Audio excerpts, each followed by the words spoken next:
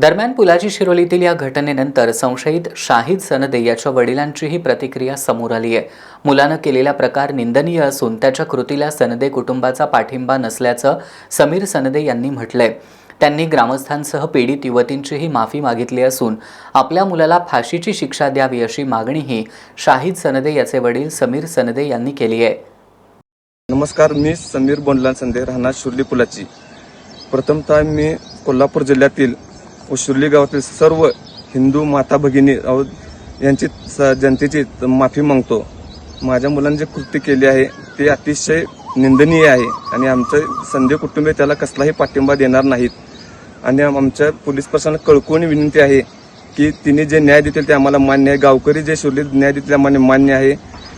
Police प्रशासन कशाचा विचार न करता त्याला फाशी शिक्षा द्यावी ही आमची मागणी आहे आणि आमचा ह्याला कसलाही विरोध नसणार।